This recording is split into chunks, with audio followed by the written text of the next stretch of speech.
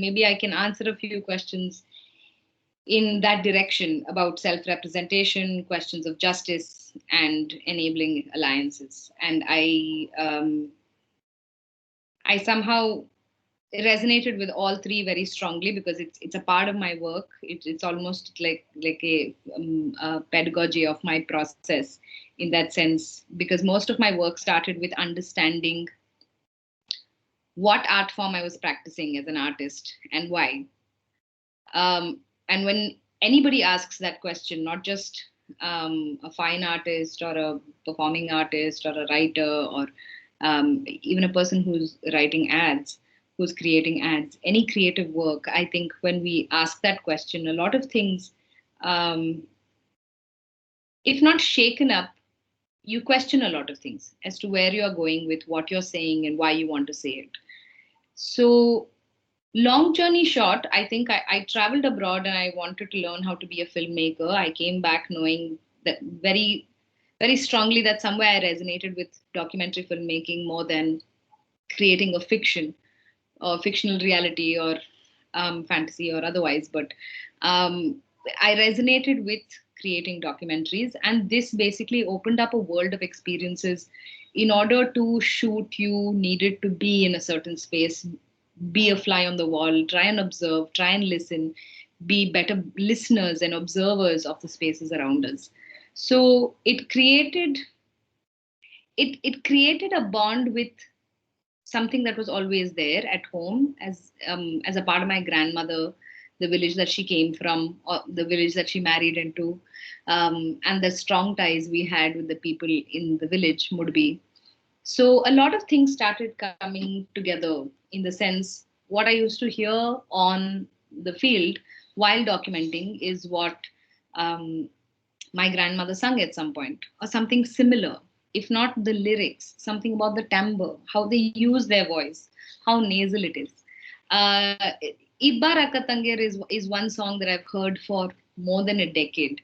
And when I compiled it and I put it online last year during the lockdown, um, it was a compilation of putting that song together through the memories that my cousin sister had, my aunt had, my grandmother had. It was three different women who had to actually put together the song for me, and even the meaning changed because what we heard growing up was just that first verse. "Ye barakatangyara kodi gurulinga jangamaghade.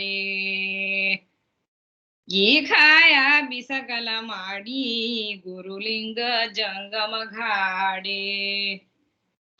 That's all we used to hear, and we used to be like, oh, this is a fun song, like it's so like it's circular, it sounds different, it sounded different from what we heard as popular music. And this is where I'd like to understand that we grew up n- not very far away from our culture. Like we still go back to the village, we still slaughter a goat, and we invite everyone to come and have biryani with us. All those things have still continued, but there is the understanding of how you are connected to the people around you through rituals is what is missing, because you go there for a holiday, you go there for an experience, you're not actually seeing the life as a whole but the ritual itself as a representation of where you come from. So quite often, even though we had this happening around us as a part of your career, as a part of your job, as a part of finding what fits in that frame when you went out looking for it, I think my perspective changed about how I looked at culture. There was a removal of where I came from, an understanding of why this sounds so different, not just in terms of what they're saying, but how they're saying it, how they're singing it, when they're singing it, for whom they're singing it, who's the audience for these songs, right? So a large part of my work comes from there, understanding why we have to ask ourselves sometimes as artists what we're practicing, and also ask where this art form's coming from. If when you hear a song, what is it that you're hearing? Is it context? Is it the tune? Is it how rustic the voices sound? Now all of them have layers. Why a certain voice sounds a certain way? Like why voices from hill station sound a certain way, folk voices from hill station sound a certain way compared to flatland voices. every voice suits its geography in many ways. And why I say this is because when you hear a dry land, a flatland voice, it sounds specific to work around this vastness, around the speed of the wind, things like that. So you have quite often, when you hear voices here, you have a slight nasal timbre, so they don't hurt their voices. They will call out to each other, Ratna bare, yen maalattidi. There is a there's a there's a I would only describe it as a change in timbre, but what basically it means is you're using your nose and your vibrators, your resonance in your face differently. And this probably is not something that she's consciously thinking, saying, okay, the wind is going to be so far, so if I actually open my mouth, says, Ratna bare, and put so much air into it, I'm probably going to tire myself out trying to get that volume.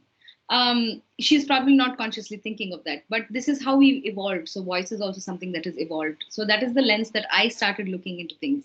How voice sounds different, how voice is something that we often listen to somebody else's very easily, but just to understand it in its social, political, um, geographical, historical setting, right? So that's where I started working with. But when I studied, I've never studied music. So I grew up in a convent school, so I was automatically in the choir. So I always knew there were different voices that people sang in, because I could actually sit with Ajay and go, "Ye ba raka tang yet." I mean, I would probably be mimicking a voice, not so genuinely singing it. And that is also again a journey that I'll speak a little more of. But when we sang as kids in school, there was a specific voice, which is a very choir, Catholic church voice, and church voices sound like, "Oh, little town of Bethlehem, how still we see the light." There's so much air that you use when you sing this way, that it's perfect for the acoustics of spaces which are built like churches, even mosques for that matter. The resonance is such that breath just carries through the air. It's also a closed space. The same acoustic wouldn't work that well if you did it in a temple, which is basically pillars in an open space. So we grew up singing in the choir, three girls. My father had three girls. I'm the eldest, and I have two other sisters. So we all went to the same school. We all had the same kind of singing training, and we always heard my grandmother and her friends or our aunts, when we went back to the village, sing a different way.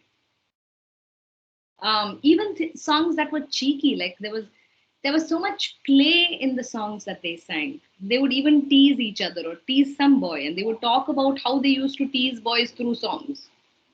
Yeah, heckling, heckling at the one sole man who's walked into the field, and there his day is going to be wrecked by these women. They will make fun of him. They'll call him names. Probably just take a little bit of revenge also for what he said at some point, because now they have some camaraderie, right? So all of that used to happen in songs. And just if I didn't eat, one of my aunts would say, you know, Matkedi nodu, ಊಟ ಬ್ಯಾಡ್ ಅಂದದ ಬ್ಯಾಡ್ ಅಂದದ ಬ್ಯಾಡ್ ಅಂದದ. I'll be like, what is she singing?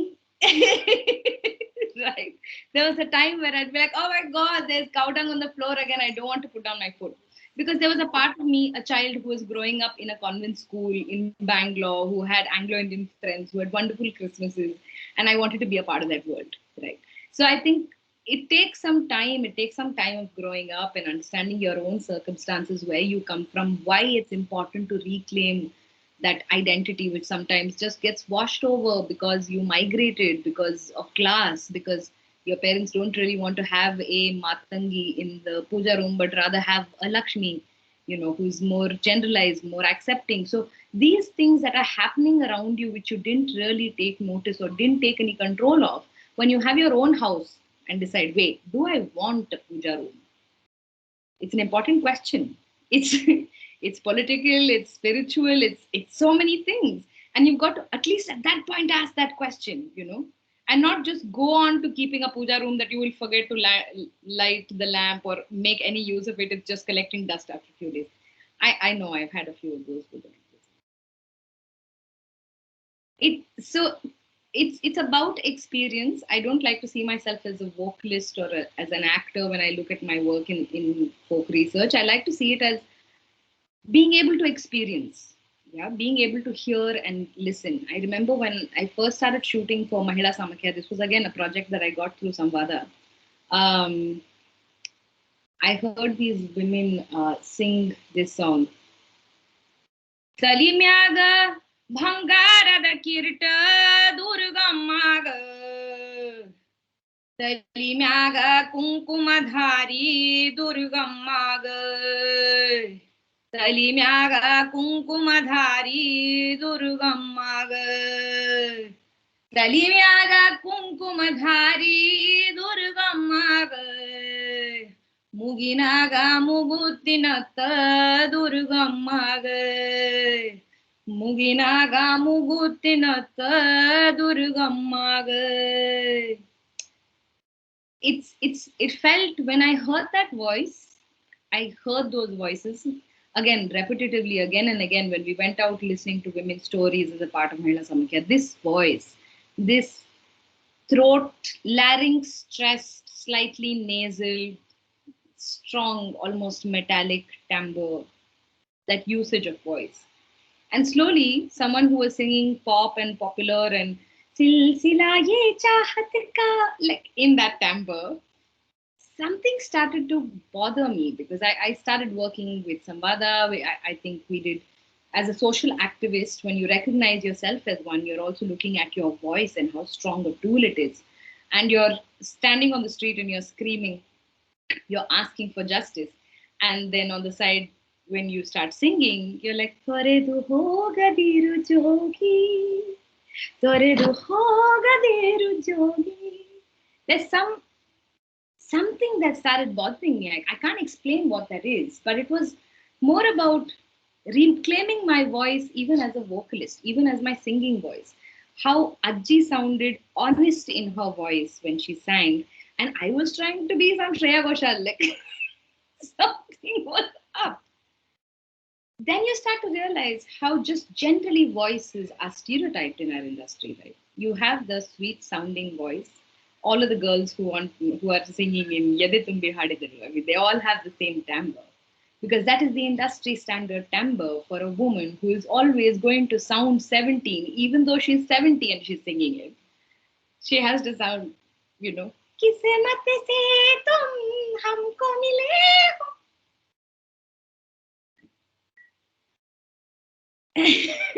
So there is the woman who always sounds 17, gullible, vulnerable, dying to be held in someone's arms. That's that voice for me. I might be wrong. I might be pushing it.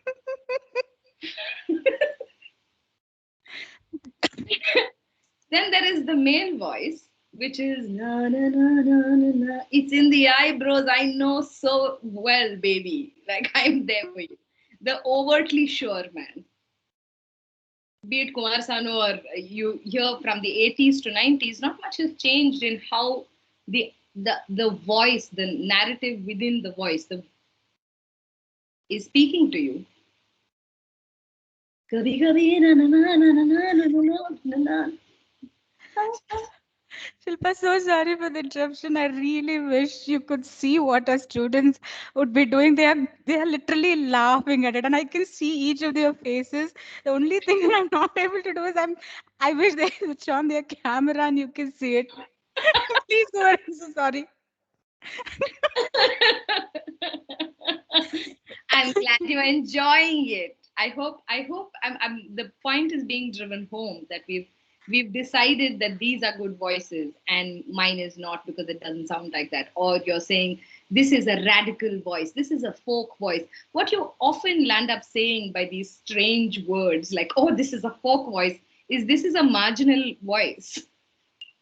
It's a voice that doesn't get heard often. It's a voice that has been suppressed. It's been a voice that you've ignored, and so it's a folk voice, right? Folk is a word itself is so problematic in that sense.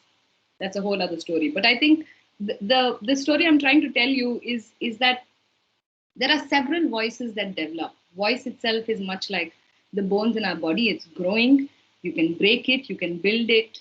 It's a muscle like anything else, and you need to own it, not just how it sounds, but what it speaks to you, how it speaks to you, and what your inner voice is trying to say, and how you can channelize both. If there is confusion, if there is, this, why the hell is, why I have problems with these definitions of this is a good voice or that is a bad voice, and I don't have a great voice. I'm like, when did you make these decisions for yourself? Music, at some point when you understand folk music, especially work domestic music, it came about because your body hurt. Like it hurt because you're pounding with a stick which is 5 kilos, you're pounding something which is at least 10 kilos, 3 bags down, and you're like, I'm exhausted, I'm going to die. So to avoid that, you sang. To bring rhythm to that, you sang. To break the monotony, to speak about life, to escape, to reassure, to counsel, to console, you sang. And so the meaning of music was something that we created together, and it served each other. And now you have formats like the proscenium format, let's say. You give money at the door, you go inside, you sit down, someone asks you to keep your mouth shut, switch off your cell phone, switches off the light on your face, and says, now watch me. The consumption of art itself is so different, right? And we choose to say that we are the people on this side of that barricade, of that fourth wall, not there. And the ones who walk there are walking there alone in the dark. They can't see you. The ones on the screen, they can't see you. I'm recently I got into shooting for a series, and it's a huge big budget, like there are tons of people, and I'm like, wow, I'm going to be on screen. But damn, when the director says action or the AD says action, I don't really have any audience for my performance. The spot person is looking at my continuity issues, someone else is looking at my costumes, someone else, the cinematographer is looking at the frame. So I'm like, where is my audience? My audience is, I don't know when they're going to come, right? I'm a strong believer in the live performance. So you don't, I mean, people are like, why don't you have an account on Spotify? Because I don't know. I'm not so excited about performing to an audience that I don't see. And recording is hard. Recording itself as a process is hard. So there are certain decisions I made within my journey also, which made me ask about so many things. Do I want to be in an industry which is about copyright, when I'm actually understanding how folk is about giving up ownership? It's about saying, I'm not interested about quality. I don't care how this sounds. Let's make it together. Let's sing together. Vijay Shanti might not be able to take this song on a 5, I mean on an F sharp. So let's everybody sing on C today. Yeah. So let's everybody just hear each other. So when I started doing work in Cubbon Park, I had gone to Ballari, I had met Jogtis that picked up songs, and their songs were mind blowing. The first time we saw them, that's the first time we saw the Chaudki and the Shruti as well. As an instrument, as a set of instruments, they were like a powerhouse. We got blown out of our minds. We were like, this is something else. I can't capture this on camera. I can do some fancy audio recording. I can pull out my Zoom and get the right muff and everything. But I'm not really sure I can capture the spirit of this, how it feels in front of me. These women actually adding my names into the songs and singing. That created something, this need to see them as living archives. Every artist is a living archive. And when you're drawing from a living archive, are we actually just happy to do it on a digital format, put it in an archive space and say, here it is, it'll ignite itself. It'll somehow call out to you when you're passing by the archive and say, see me. For some strange reason, I don't know, I don't have much faith in that process actually. Why I land up going to Shabnam Virmani's Ajab Shahar again and again is that archive does more than just curate some pieces, a lot of pieces of music. It tells you how to engage with it no matter where you're from. And building something like that is something intense. Like it's a huge process. It took her more than 11 years, and she's probably going to keep building it for however long she lives, you know. And I moved away from that space a little and said, I don't necessarily want to document, but I want to create that experience within my living realm. You know, I want to be able to say for Shravana, when the rains start coming and there's no agricultural work, we're going to sit in temples, on street sides, in small park spaces and make music. We'll do bhajans. And the bhajans in this region during Shravana, that is almost a month, I think, close to 20 days. It's marked as a period where you don't eat non-veg, and the atheist radical me will be like, I don't care. I want to eat everything I want on every day. But then you look back at understanding agrarian cycles and you realize that that's when the meat you're going to slaughter is at a certain temperature. It's not that great for your body compared to when you slaughter a sheep or a goat on a sunny day. So it's quite often folk knowledge is there, it's being lived, but we don't really connect to it. We don't follow it like a ritual, we just follow it like a habit. We don't even ask why anymore. I mean, I'll definitely be like on Gandhi Jayanti, why aren't you selling me liquor? Right? But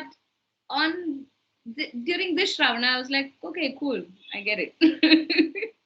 Like Shivratri, someone gave me it's a theory, of course. I'm not saying these are all things and I'm going to open my own art of living and will start practicing it. But I'm saying, I'm saying, um, like Shivratri, on that particular solstice, the gravitational pull is it's higher than usual, and it's great to have your spine straight, and hence you do Jagran. Okay. So simple things like that. I'm like, okay, this excites me. I'm not saying I'm buying into it, but it's things that I like to know. I've gone into this realm of knowing that what I'm doing is not collecting or documenting folk forms.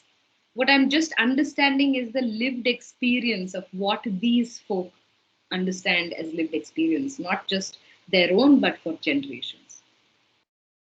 And when you're looking at the Dalit identity, especially, you don't really have much written history that plays out on your side, speaks about what happened to you. It only remains in this kind of oral traditions where it's in a song somewhere, it's in an understanding somewhere. Like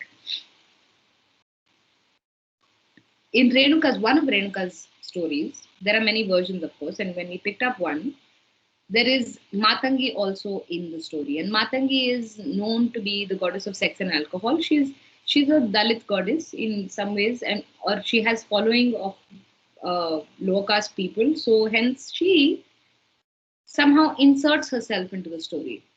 And this happens quite often if you look at a place where there's always been Mariamma temples, and Renuka's phase would have come through, like her story would have come through, new temples for her would have gotten created, and some relationship to Mariamma would have been created.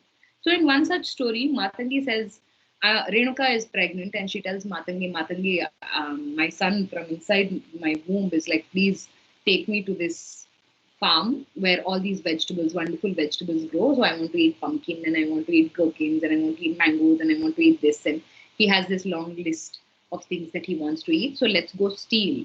So Matangi says,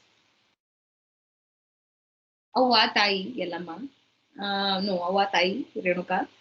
ನಾವು ಮಾದಿಗರಿದ್ದೆವು ನಾವು ಸುಳ್ಳು ಹೇಳ್ತೇವು ಕಳ್ತನ ಮಾಡಲ್ಲ like we'll tell lies but we won't steal. We are Madigas. That's the caste that I belong to. We don't, I lie for you, but I won't steal. Right? It's just one sentence and it's fleeting and it's gone. And I'm like, what does it mean? Tell me.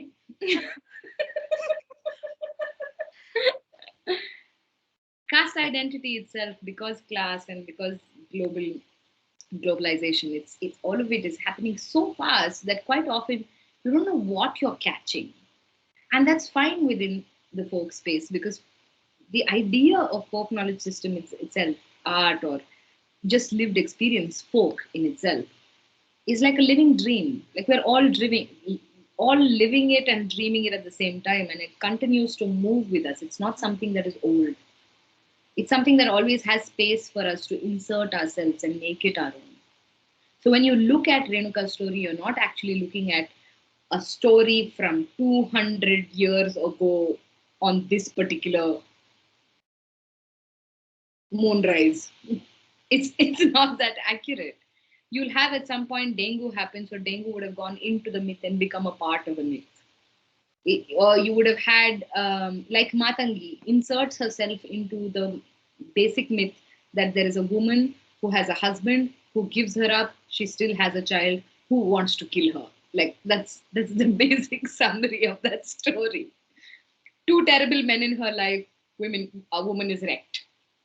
Like if you were to actually write a headline, you'd probably come up with headlines like this for her story. But what the story means right now to us is what we can represent as women, as Dalit women, as women who have been represented as Renuka, because Renuka's story is not something. It's not an alien story. It's not like Thor and Loki. Yeah, it's very much of our plane, from our planet, and they are Renuka or Mariamma or any of these women are women who represent the lives of other women, us. And it's layers and layers and layers of history gone in at different times, merged to be this one strange looking dream. And quite often breaking it down or going further into it and trying to understand how your identity is connected with this larger myth and that larger ancestry and larger sisterhood of women who have followed this cult and become Devdasis, become transgender women, um, with the bharosa of Renuka Yalama, then their stories also become a part of your research. So, though I started off Project Yalama as something that I wanted to make very concrete, it's going to be a documentary. It's going to have these many geographies from these many schools. Like I had maths in my head. And then more and more it became about if they are living archives and if it needs to transfer through me, only then the art is actually alive, or anyone of us. If we can get new age artists or urban kids, urban people who will probably carry this music forward in their own way, not how people who are carrying Hindutva, not how they are doing it. You do Bharatanatyam, you do it like this. You change it, we hack you. It's not that, but stick to the true idea of folk. You let it flow. You let it travel. You let it become rap and jazz and rock and whatever it is. You don't become the custodian.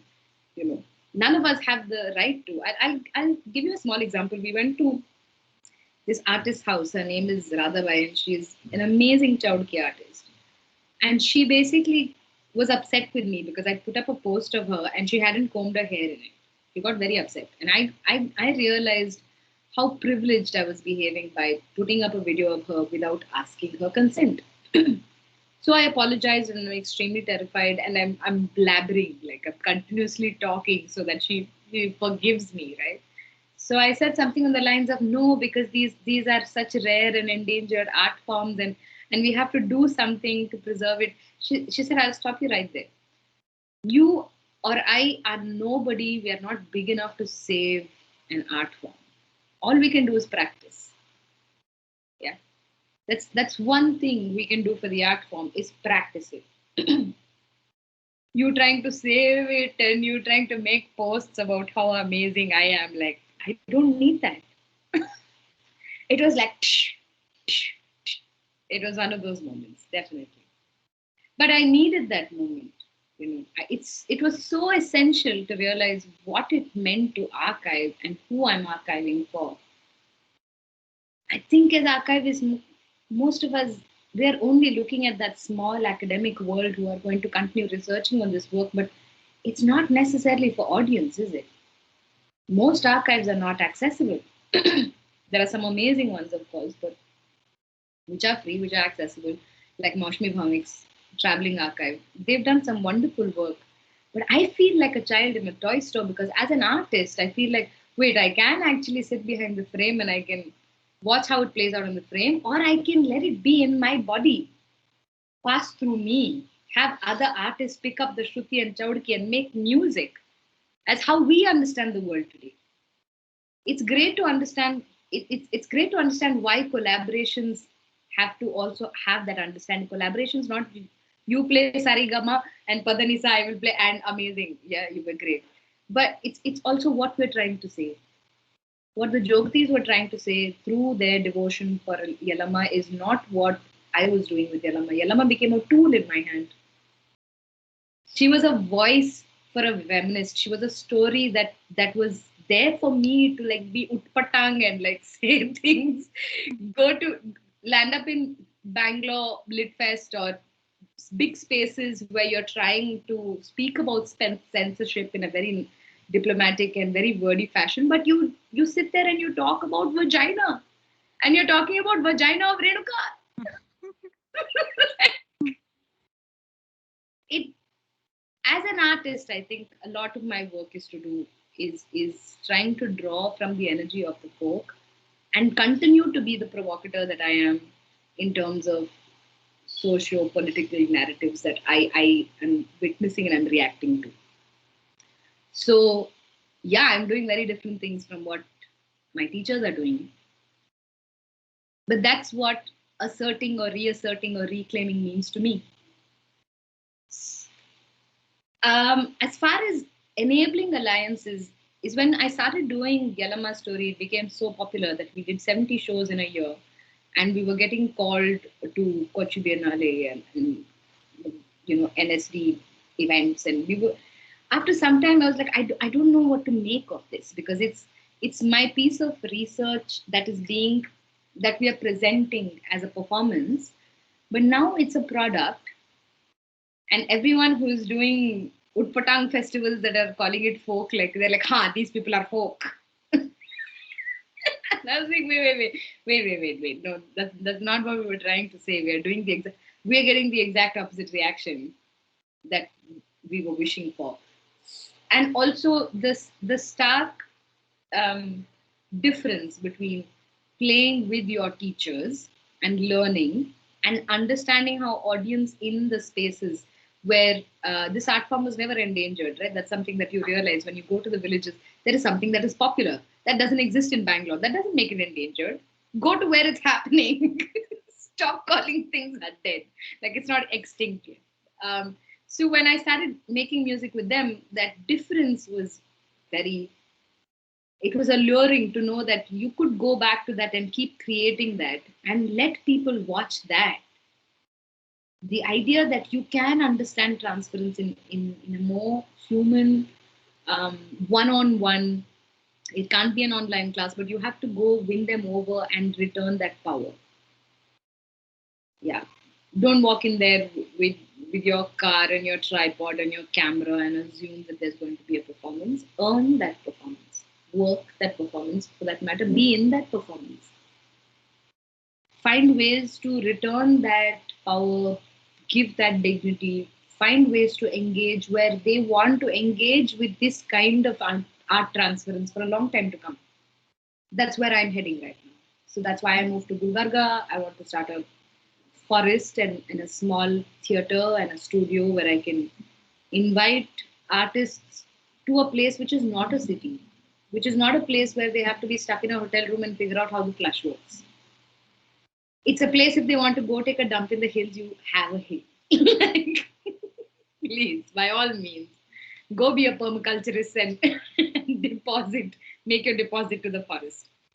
That's really the idea that I started working with over the last 3 years. And when the lockdown hit and we were waiting for 2 hours with for a milk packet, then it was like, it's time to move. We cannot afford to live in Bangalore. And the move has been great, to see the least.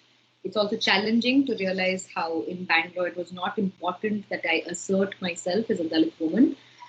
Because I didn't know who this Dalit woman was. Like, what is Dalit? Like, I grew up in a convent school in a fancy house with a car and a shopper, so I didn't have the right to.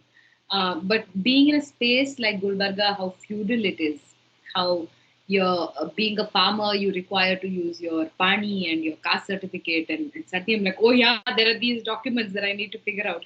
And it's also not just that, just how people judge you by your color, or a lot of things that are not so evident to us in Bangalore, I think are coming.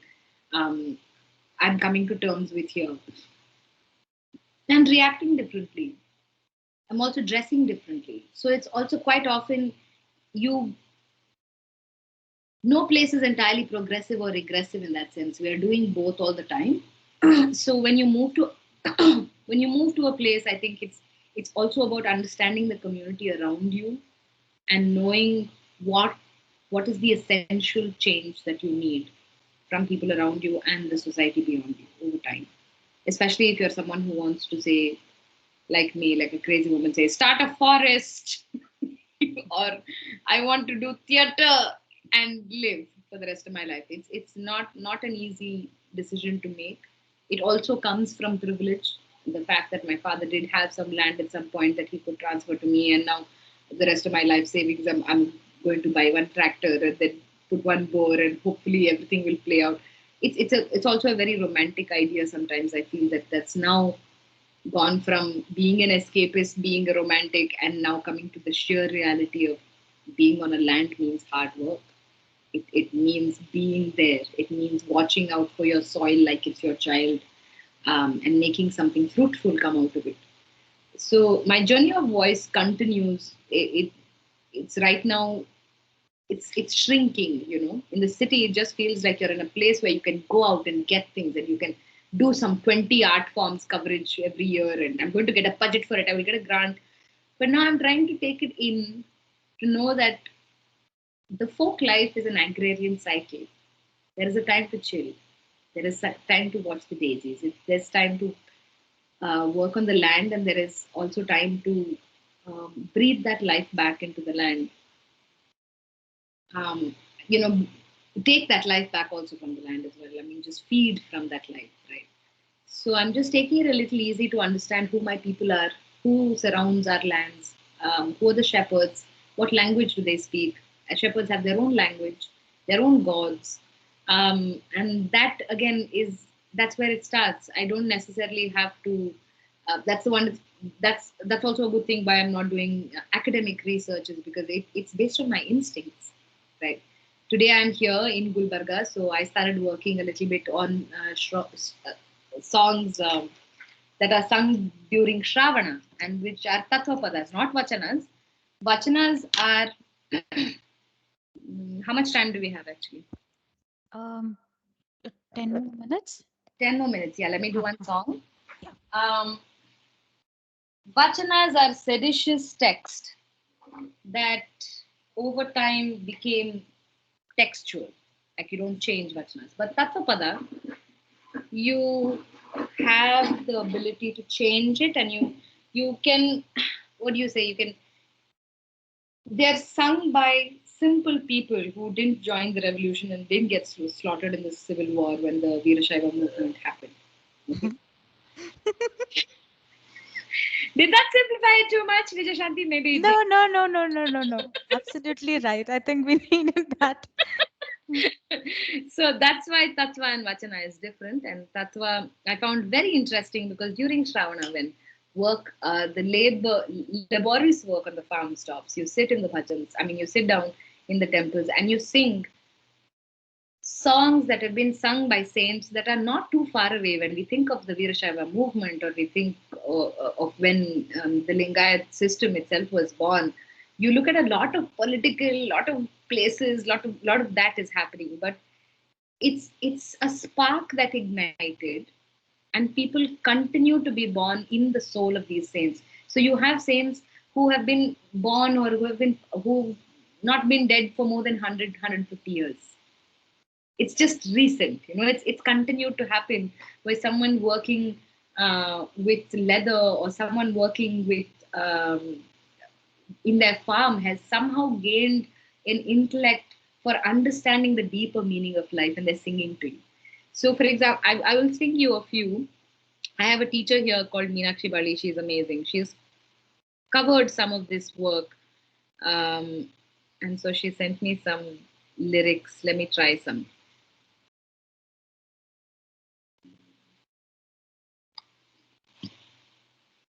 Without.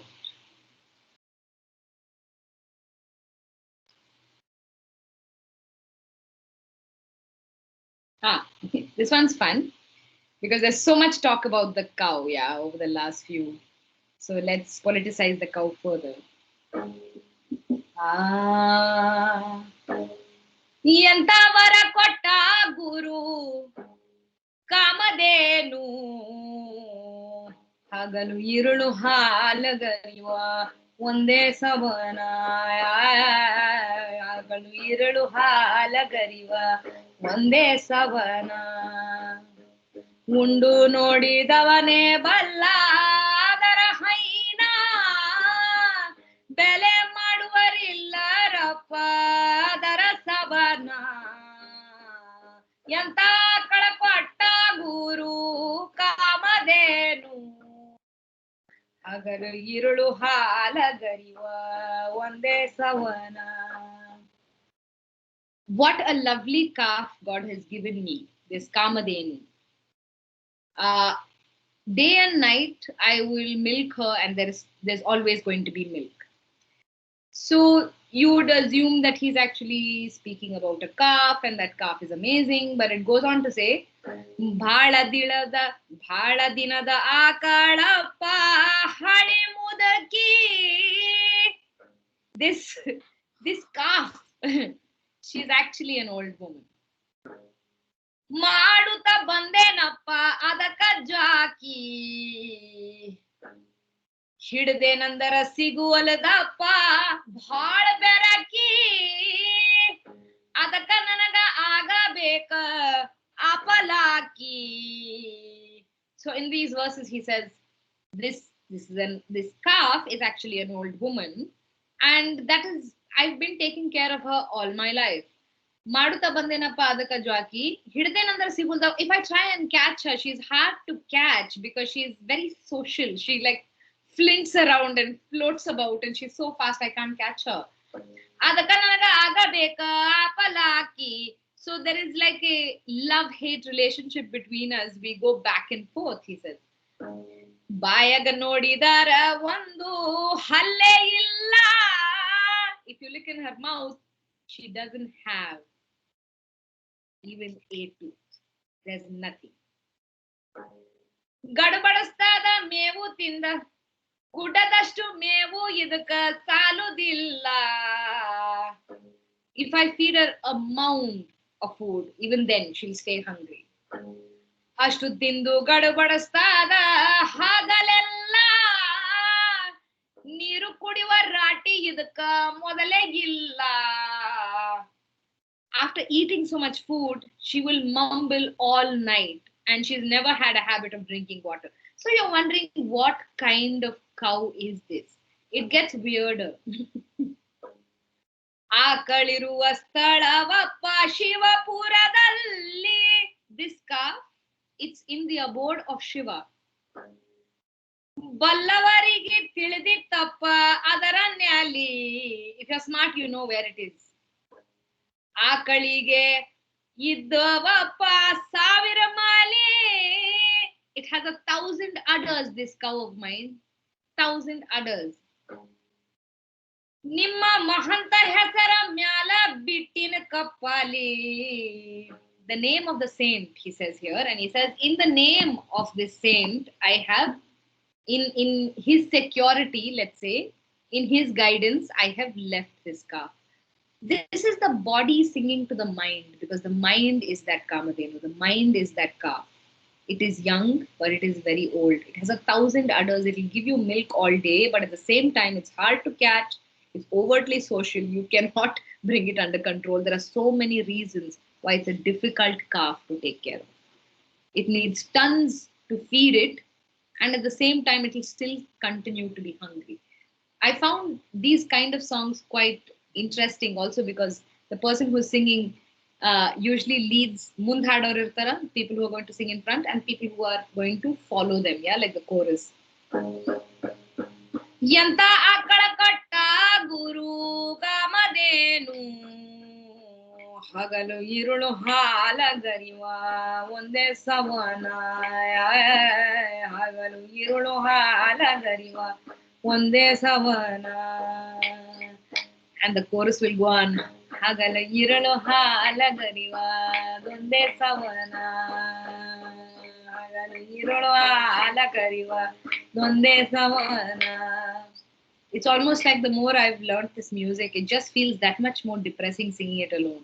I did it during the lockdown knowing I don't know when I will see people again. Like I also had this panic mode on, so the singing helped, but it's none of the songs that I've sung and none of the songs I will continue to sing are probably solo songs. A solo itself is a very weird format. It's a new format, I assume. Yes, there were Devadasis, yes, there were temple dancers, there was always the solo format in the classical space, but within the folk space, solo is just a very new format where people are going out and making cassettes and saying this is folk. It's almost like a product, like just any other song or any other composition by a certain composer, which is copywritten almost. This person, like Ashwath, sang this song, and this is the tune of the song. There is no original composition in that sense. Like even Shishunal Sharif's song, you don't know how much of it is said, how much of it is oral, how much of it is written, how much of it is historic. There are some songs that have taken Shishunal Sharif into the song, and we don't know if they're his song or not. Like this one.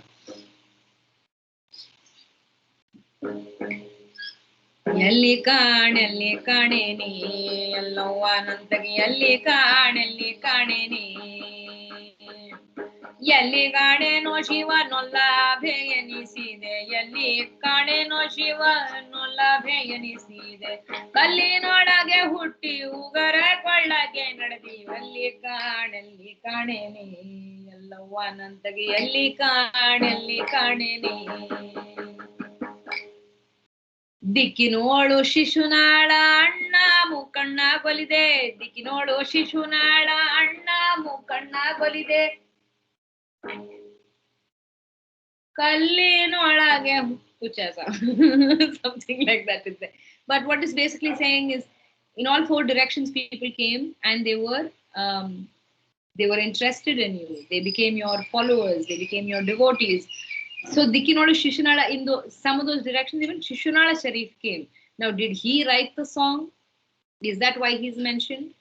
Is he also one of the people who loved to come to a Yalama Jatra? Is that why he's mentioned?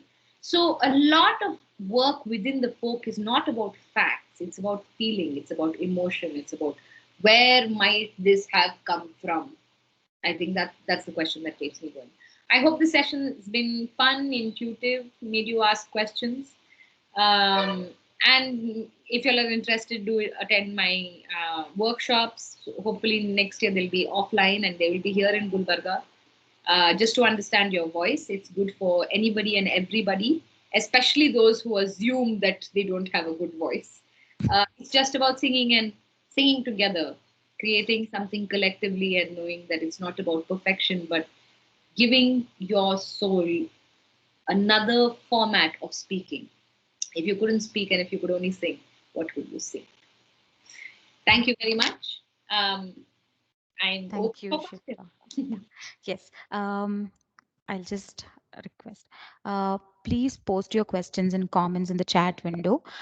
While students do that, Shilpa, I have set of questions. Not actually questions. I think I'm a little more curious about your grandmother because I still remember those days. You would bring your grandmother's stories and how she took a bus to another place and got back. Like these small stories that you have weaved into your sessions.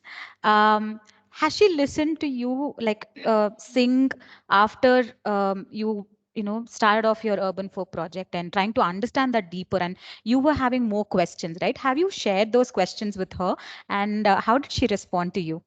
um, that's fun, like because the first or the second show when we put Yalama story together, it was not really Yalam. It was called Yalama and Other Stories. Even now we call it Yalama and Other Stories because there are so many stories of my grandmother, of Yalaman Jatre that we went through, and there's a lot of talk of her. So she loves to listen to me about her. So when she's at a show, she's seen many of my shows. She usually likes them when she is sitting in a big audience. She'll be like, "Oh, I'm so proud of you." But if there's a small audience, and if she feels like this is very much like in our home setting, one of the first few shows was in Urban Solace, and it was a small place near Al Suit Lake, a cafe of my friend Perry. So we were at Perry's cafe, and we were sitting, and maybe there were 20 people, maybe audience in the first few shows. And once I finished the show with one of the songs, Niza Nizare Vada, I think, a lullaby, I sang the song, and then she's like, "No, that's wrong." She's like, "Hey, adu tappada ino sari hard. Like, sing that again. Like, you got that the order wrong." So I was like, "No, it's not." She's like, "No, it is." So she made me sing it. So I like the fact that she has ownership over it. Like, she feels that kind of ownership over it. That she's my granddaughter, and she's singing the songs that I've been singing. But the problems about copyright, or I don't think she she feels the same way on many levels. So for her, I think since she's been a regular serial watching woman now for a good 2 decades, she doesn't like to see me recording myself without the makeup and the jing bang and the earrings. And like, probably if she saw me, if she said, if I told her that this is a show and I'm giving a show like this, she'd be like, "ಕೊಳ್ಳಾಗಿ ಏನೂ ಇಲ್ಲ, ಕೂತ್ಕೊಳ್ಳಿ ಹಾಕೊಂಡಿದೀವಿ ಇವತ್ತು, ಚಳಿ ಆಗ್ಲತ್ತವ." So she have very specific questions to denote that maybe you should change. So in that sense, we see the world differently. But what's important, I think, when for any of us who have grandmothers, is to get a sense of time, where they have been and where we've reached, and what are the threads that actually connect us, and how she helps me redefine the world that I have over time romanticized. And I think as kids who are first generation city dwellers like myself, we constantly feel that there is this romantic idea about the hometown and this beautiful place that you go to, and you don't worry about the trash that you leave behind, or you don't really have to worry about the village panchayats, or whose cow got sacked by which farmer and for what reason. Like, it has nothing to do with you. Engaging that way becomes a habit, and it just stays normal even as you grow up. When the properties or whatever still in that village lands up coming to you, you really don't know what to do with it, how to curate this as a cultural property also, not just as a piece of property that's on a piece of paper. So my grandmother, more than anything else, it's not just her. Like, she's like a capsule of time. I understand time through her. I think I've spoken to you about this in the park. Even when she used to come in the park, she used to feel like, "No, that is wrong. Like, those words, what you're singing, like, that must be Shilpa. I don't sing it like that." And she does this even to her daughter. She does this even to her daughter. "Ibarakatangera kodi gurulinga jangamagade." Now you can end it there, or in another village it might be "Ibarakatangera kudi gurulinga jangamagade." It might be slightly longer. So obviously, when you get married and go into another village, your singing style is going to change because someone else is going to be singing with you. So when she would sing, Ajji would be like, "That is not right. Mine is the original." And then Ajji like, "No, you used to sing it wrong. I learned the correct version back in my village." So no, I don't think they see the same issues with what I see. I mean, the way I see it, there is no original, right? The beauty of it is each one of their versions are originals, and at the same time, they're not. There is no way of owning this material, and there's no way of preserving it unless you sing it and take it forward and change the meaning if you have to. But it needs to be relevant to you. It's not a Vedic chant that you have to do. I mean, you have to listen to during the wedding and say yes, yes, even though you don't understand anything. It's not that situation. It's definitely about understanding what it is. That doesn't make sense. Oh my God, this is regressive. So everything old is not gold, right? So as an artist, if you say I want to practice material that comes from folk systems and folk cultural spaces, then I also have to act as a sieve. I can't just practice everything. Like one of the songs that really got popular, Ajji's song, was that Bagila Mundarangole Bagi Hakuta Nana Taradalli. And I liked the song when I learned it. I was like, oh my god, what a cute tune. It's so adorable. So I sang it. And then I had a problem because everyone loved it and sent me comments like, oh, I cried, and oh my god, my mother, I'm thinking of my mother right now. This song makes me cry, and this is amazing. And then again and again when I heard the song, I was like, this is one of those Sasvi Karbi Bahut hi serial gana. There is a line which says, Annana madadi balu khode karna sanni madidalena node. My brother's wife, she made eyes at me when I went home. So it's almost like dramatizing that uh, gharelu jagda to a point where you're labeling it as something and not really talking about anything to do with how do women actually come together and work, right? So quite often certain songs you realize they've come from a certain age, and before that also there was an age which wasn't that regressive. Like in this song, bare nanna ratana bharma pura vachana kutu kutu tana kubsa kelali hoda. While I went to pound grain so I can get kapda for a blouse. ಕೂಟು ಕೂಟು ತನ ಕುಬ್ಸ ಕೇಳಲಿ ಹೋದ ಕ್ಯಾಟ ಮಾರಿ ಕಾಳವಿ ನೂರಿ ವಲ್ಲ ತಾಯವ್ವ. This bad grain sister is not breaking down. ಕ್ಯಾಟ ಮಾರಿ ಕಾಳವಿ ನೂರಿ ವಲ್ಲ ತಾಯವ್ವ ಕಟ್ಟ ಕಳವೆ ಸಸ್ದ್ಯಾರ ಕುಟ್ಟಲಿ ಕತ್ತಾಯವ್ವ. Will you send me your daughters-in-law? Can you send me them so they'll help me break this grain? This song is more about come, let's work together. Like help me in my, not oh my god, she made eyes at me, I hate her.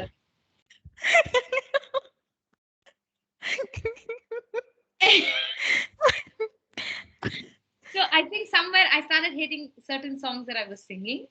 And then I was like, no, I'm going to back away from this song. I'm going to back away no matter how many times people ask me. I'm going to be like, no, I don't like it. And I have the right to. Sometimes I feel I carry the guilt that I'm saying, no, these are my audience, these are my fans. But no, actually, lately I'm like, no, this is just, it's got to be who I am. It's important sometimes not to get carried away. If suddenly people from the big boss guys are like, you should be in the big box house. I mean, really, just ask yourself if you want to be popular that way, or is just popularity the end game here? Because really, no one has stayed popular all their life, and the ones who did, they paid a heavy price for it. So when I hang around with actors, especially on this set, you have Manoj Bajpayee and Konkana, and I feel like either people are treating you like God or they're treating you like a monkey in a forest. They want to take snapshots at you like selfie, selfie. Or they're just like voyeuristically, just like staring at you creepily. I mean, I don't want to be either of them. It's really never been the idea, and I probably run from it. And it's also important as a documentary filmmaker to kind of not be the person who creates that ingenuity in people, right? You want to go to someone's house and they're like, oh, these are some weird people who've come from the city. We'll accept them who they are, rather than, oh, this is that popular person for folk, so let's bring all our khandan to sing one folk song. They're going to be stuck there for a long time. That was not just insightful, but I think it's you. It's just you. I think that's how I see your answers. Um, as a continuation to what you were saying about archiving, I have another question to you, Shilpa. More often than not, I think something that you constantly have been questioning is how it shouldn't just be documented for the sake of documenting. Something that we've discussed in our classes as well. But the newer versions of songs, which, for example, take vachanas or Sufi songs and all of that, how do we credit these rich cultural traditions, right? You can't just lift it and claim it as yours. In the process of claiming, what do you do with it? There are people who do not even acknowledge the artists. I mean, um, claiming is the thing. Like I mean, thank you for asking this question. Like it's something. I'm just going to be blabbering through this one because it is a blabber in my head. It's not like a clear definition of what's happening here. So when I got asked questions about how are you appropriating somebody else's art form, how do you feel about it? It's like, wait, I didn't think about that, but are you trying to make me guilty? No. But I know where you're coming from. And after a few years of being asked this question, I rather engage with something rather than when you're looking at it as something that you're reclaiming. My belief is that this entire Deccan space was a space of women deities, matriarchal, matrilineal societies. Over time, you have Vaishnavism, we have Shaivism, we have your Buddhism, Jainism. All of these are male narratives, yeah, and they've tried to keep this feminine energy, Shakti, goddesses, tantric, all of this kind of suppressed in a way. So for me, it's also become like this detective game of kind of finding where this is leading. Like how deep is this? How fun is this going to be? How scary is this going to be? Trying to discover that. So I don't see it as performing.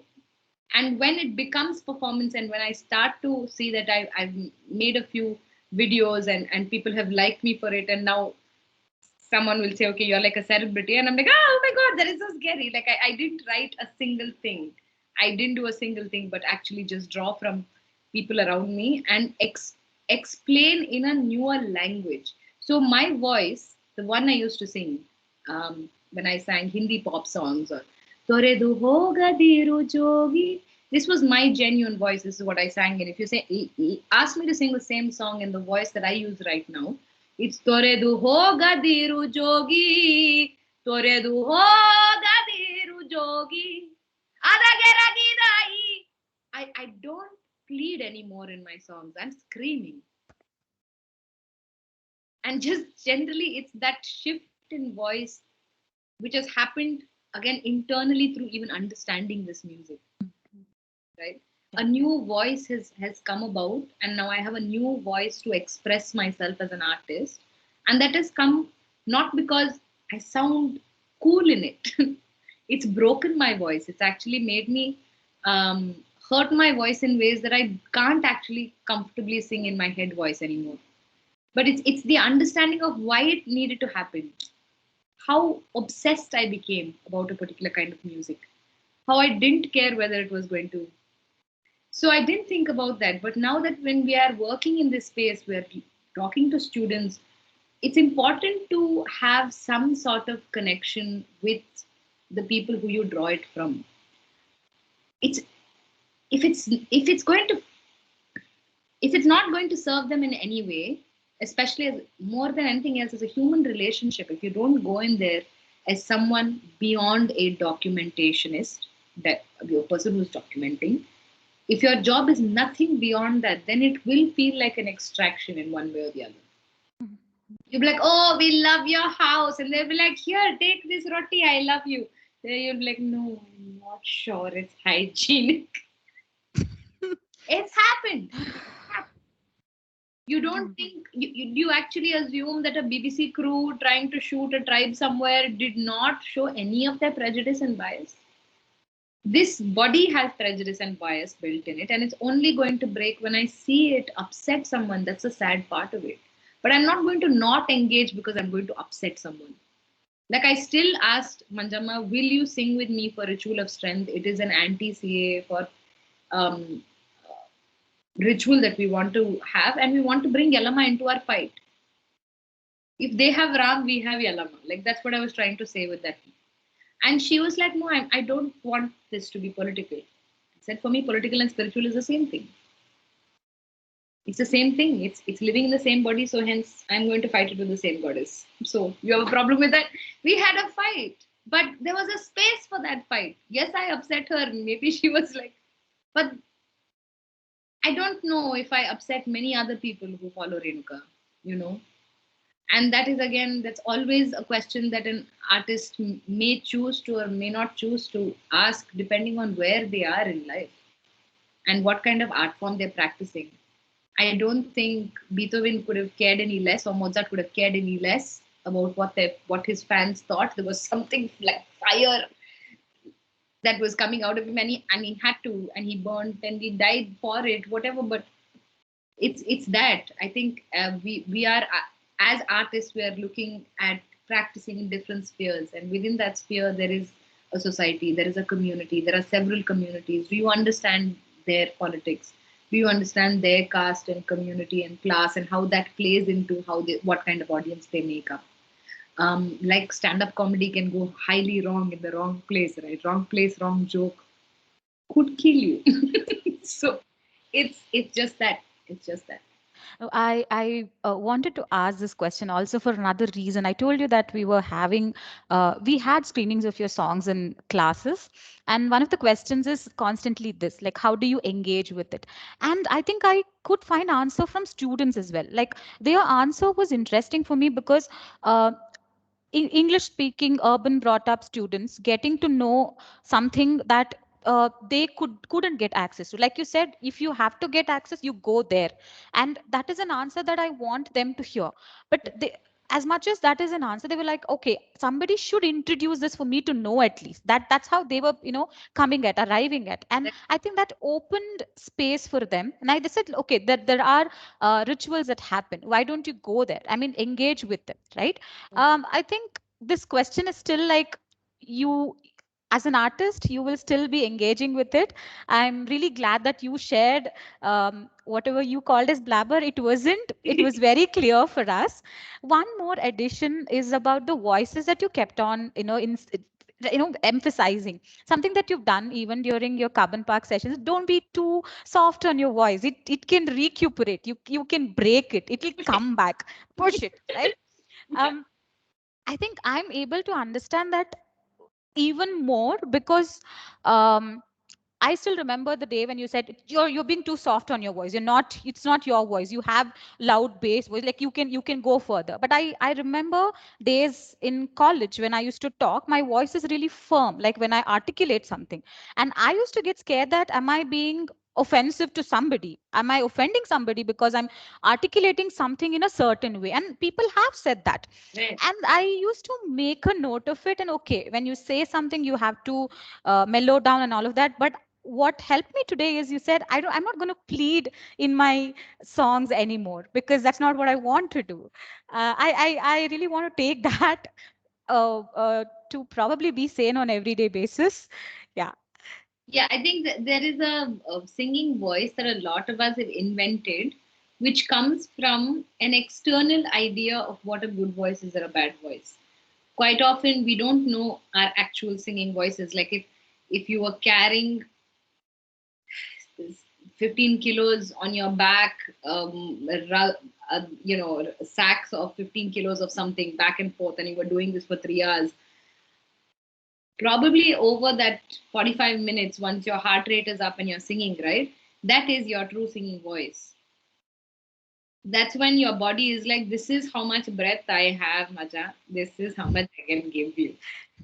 In this ration, how much ever you want to sing, you sing. And sometimes your diaphragm is active. It's working also because of your work rhythm, and your voices are long lasting, louder. That's what I used to teach you in the class as well. Most of us have been using our head voices also because we don't live in spaces where we need to say, hey, like, I don't have to do this at all. Yeah, I yeah. don't have to. I just have to be like, Vijay Shanti, come here. Like someone will hear me at this volume, even in a big hall. Yeah, But we yeah. didn't live in a time like that, right? We lived in a time where there were no cell phones, no microphones, so we used our bodies differently. Today we use it differently. And hence that's why I try and go back. Like I'm really looking forward to harvest time where I can actually go to somebody's farm and sing with them while doing that work, because it's going to be a completely different process, completely different idea of performance itself. Just reinventing what performance means to you sometimes can be so eye opening, so enlightening. The park was way better a performance space than any fancy stage that we landed up at, because in the park there was space for error. There was space for you to say, wait, teacher, I didn't understand that word. And I'm like, oh, wait a minute, I've made that up. Wow. I think able to see another thing that's happening from the session is you're bringing both body and mind together, especially when Dalit art forms, even if there is anything called that way, if we have to categorize, that's another big question that Right. we still are mulling over, right? Right. Uh, and people have in some way pushed it to the periphery because, of course, there is the idea of purity, impurity, and the instrument politics that you've talked extensively comes in, right? But when you were talking, it was like body and mind that was merging. That was the politics that you were trying to bring in, and I was really glad to see that, and also the idea of spirituality and political, right? What do these rituals do? Are they just religious, or are they spiritual in nature? Um, as atheists, as first generation learners who question our own rituals, how do we take it? It's a conflict, constantly trying to understand it, but also finding value and meaning in what they do. Some of the things that used to happen in my family is, um, funeral rituals were really a collective ritual, right? Where they want to be for each other's families. They would get, rice bags so that they could sustain for some time. And I used to think, why are they doing it? Why are they gifting somebody when it's a funeral? These basic things which we fail to understand. It's like you said, tap tap tap tap. It hits you Yeah. because you have also been prejudiced in some way about your own rituals, Exactly. right? Exactly. That my the strongest connection with ritual came from possession, right? When you see women get possessed during Yalama's story, like there'll be one of these scenes. Ninna nanu nambidenu. I trusted you, Rama. She's crying until everyone cries. Like Manjama would say, "Ellar alatana na kai bidal." Like I'll keep singing the song till everyone cries. That's what it is. Like it's that group catharsis that is making us sit and watch that play more than anything else. All of us witnessing that woman go through a shitty life kind of make us understand, wait, am I giving my wife a raw deal? Is that happening? Maybe, that might happen. So for that one shot, we start watching the play. And when we start watching the play, quite often you would have this woman suddenly stand up in the middle of these strong scenes where she's making everyone cry, or her head is being cut off. Randomly one woman will stand up and start getting possessed, and when she does that, an older woman who has experience in getting possessed, and they all have the same dance move when they get possessed. That's also a fun part. She'll just like get up and start dancing, and these women will go open her hair, they leave her hair loose, and they will tie her sari up in such a way that it doesn't come off any further. Like even if it's not fully covering you, it'll just be like one, you know, uh, it's tied up like on a Kathak dancer. So she trips, and then after some time, when the women decide, okay, I think she's quite tired, it's time. They'll take bhandar, which is the turmeric and vermilion, and they'll smear it on her head, and then she collapse. And it's interesting because it'll be happening at the same time as someone is swearing, one drunk guy is checking her out, like random stuff is happening. But it's that moment where she gets to be alone, even in a crowd. And probably that's a rare moment enough to work for. So possession for me is nothing but you being able to detox publicly. The same thing if you come down to the coastal regions, you have something called a Siri Puja that happens. A Siri Puja is basically in 8th century, a woman leaves her husband, and she turns into a myth, which is said every year, once every year, where the women dress up like widows, white and white, come onto the street and curse the shit out of the men in their life. And here they won't say nanaga dev maimag baratada. Like, so understand the word. Nanaga devar maimag baradu illa dev maimag baradu means God came over me, or the devil came over me. But here in Mangalore, this is what intellect does, also education does, I guess. They will say, Nan Siri Puja prati varsha madilla andre nanage tale kedatte. I will lose my mind if I don't do Siri Puja for 1 year. She's not even calling it a possession.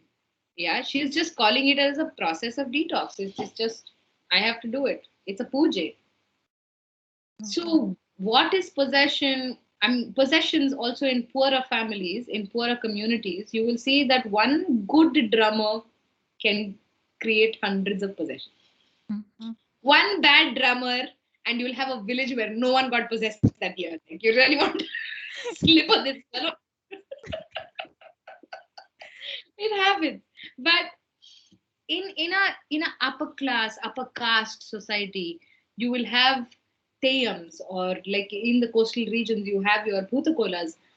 Ritual is heavy. It needs 1,000 coconuts. It needs 20,000 bananas. It needs 5 kilos of rice to create rangolis that are 1 acre. So it's even the way rituals are done speaks volumes about where we come from in that class hierarchy. And that's why I think I love all kinds of rituals, especially the ones where there's so much of reading to do. If not within the aesthetic, economic, expenditure, not if not in those sections, it's within the body of the woman itself. How the older woman treats that body because she's getting possessed. It's like a rite to passage. Like I keep thinking, right? This is easy for us. I mean, I felt when I saw that woman possessed, it's like this is like being in a rave in Goa. Yeah, just the strobe lights are missing. Yeah, and the substances are missing. But this is a rave party. Like she's stripping. This is what she's doing. She's stripping out. And I have found other means in different times of my life. I have found different releases, and it doesn't necessarily have to be this ritual. So I was thinking, so can I trip out? Like if I don't pay for my I don't know, therapist for a year and decide that this is a good way to go. Oh. Is she going to do the bhandar with me, or is she going to be like, no? Are the older women going to accept my possession? Like, do I have the rights to passage for this ritual? So ritual again also is a set of norms and ritual which are followed by those people. Like you can't go and conduct your ritual in somebody else's house. Like it doesn't happen. Right? All our formats are so different. I hope that answered the question in Yes, some way. yes, I mean, yes. possession itself is that thing that makes me think a lot about where are we, how do we receive this? Are we going to be stuck with, oh, you think she's faking it, or you think it's real? I mean, Yeah, I don't think those questions matter anymore. it does. It, Yeah.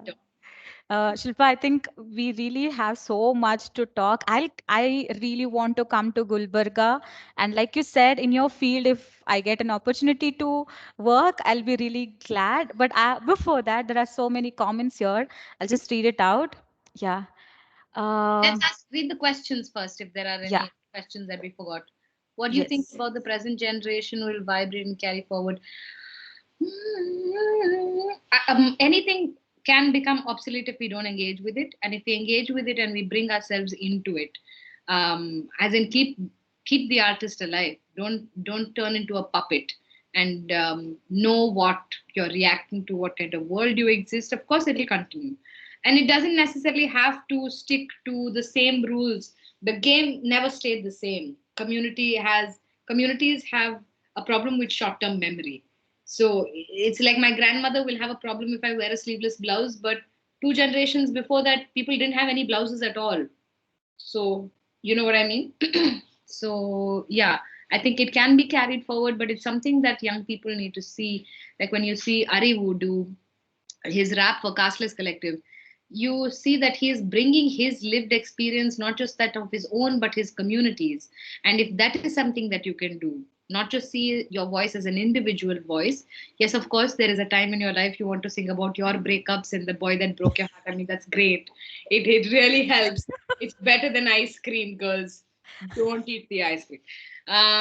Just there's that time in your life, but then you grow up and you, of course, there are other ideas that you'll want to sing about. So how do those ideas not just affect you but people around you? Is there a space within your voice to give voice to other people's queries and mindsets or problems or anything, what you can voice, not just for yourself, for people around you?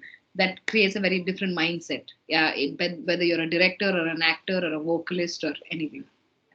Shilpa, there's one question. It says, can you please tell us a little about the instrument you were playing? Student is asking that. Uh, we have There are two instruments. I would suggest you just put in Yalama and other stories and see one of the versions. You'll see both the instruments. One of the instruments I don't have today. One is a shruti and one is a chaudki. The shruti is what I was playing. It has a long stick and it has one string. It has a leather bottom and it's basically a resonator. It's like an empty resonator. Your guitar has a complex looking resonator. This is just like a dabba, like an empty Amul dabba, right?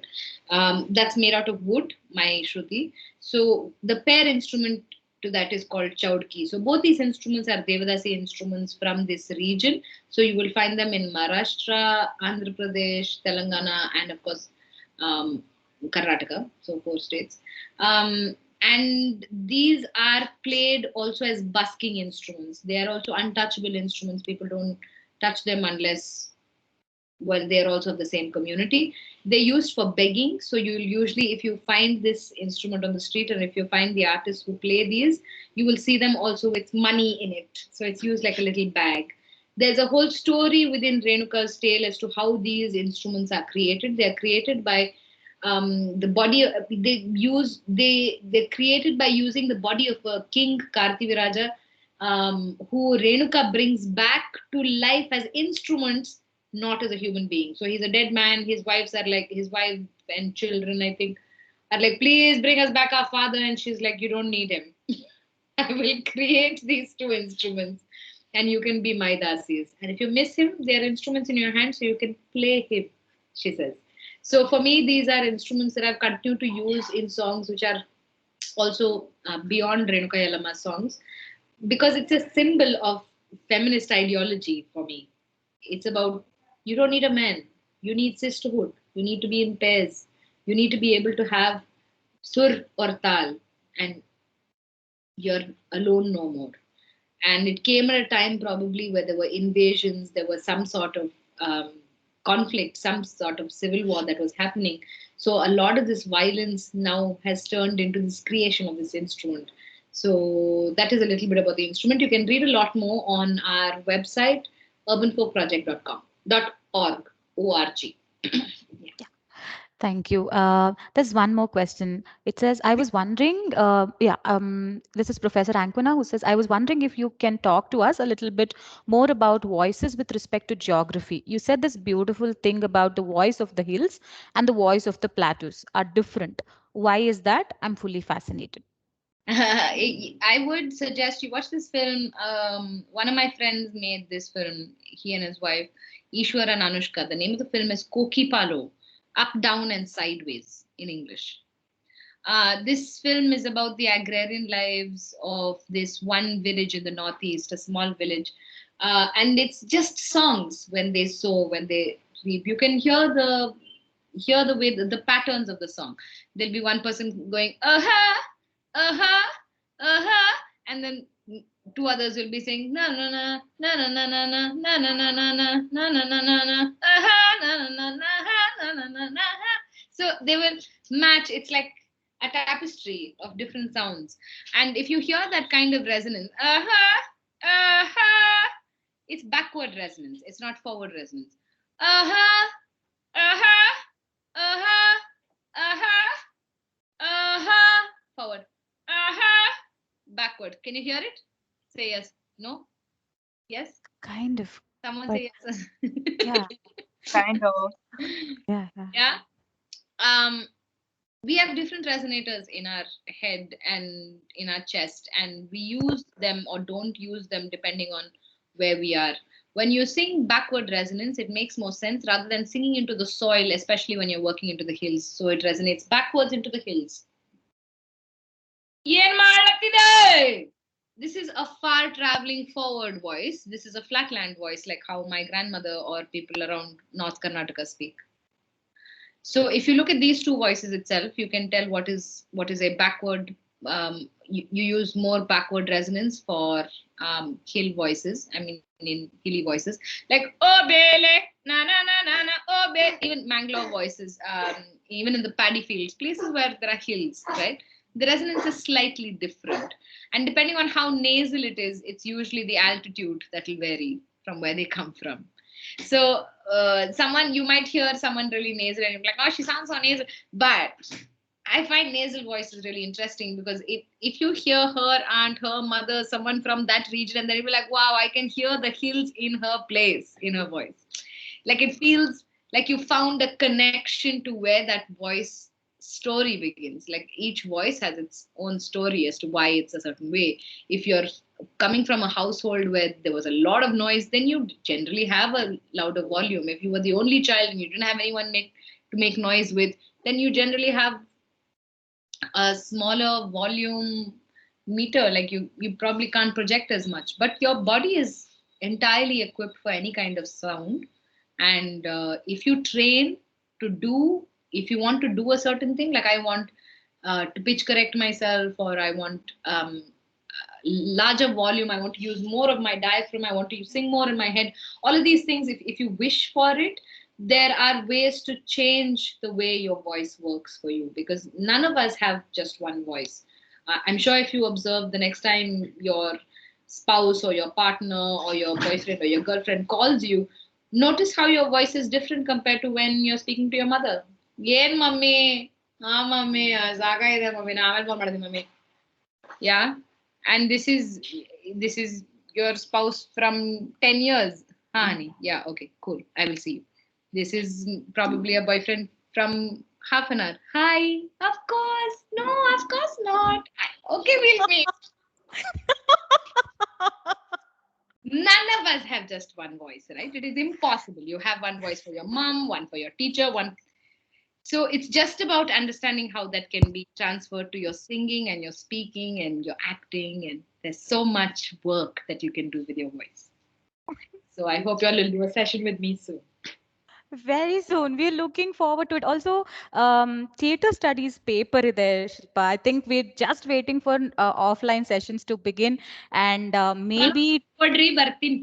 ಖಂಡಿತ ರೀ, ಅಲ್ಲಿಗೆ ಕರ್ಕೊ ಬರ್ತೀವಿ. ಹಾ, I think ಇಲ್ಲಿಗೆ ಬರೋದುಕ್ಕಿಂತ ಅಲ್ಲಿಗೆ ಬರೋದು better ಅಂತ ಅನ್ನಿಸ್ತಾ I would ಇದೆ. Will love yeah that. That's yeah what I would love. I would love it yeah if you just made an excursion, came to the farm with your camping, just some tents, or we can even hire them if you all don't want to come with them.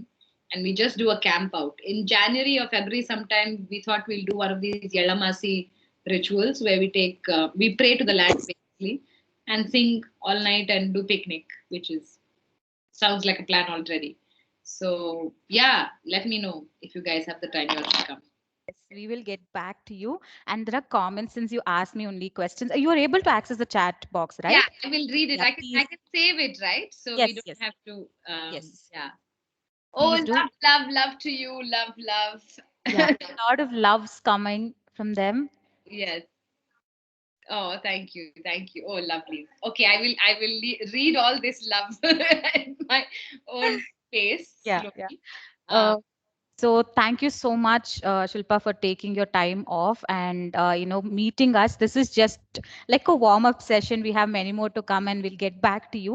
Something that we are going to take back is our voices can do a lot, starting from songs to writings to many other things that you've shared from research. Yeah, I think that's going to be in our head today. Over to Jashwant.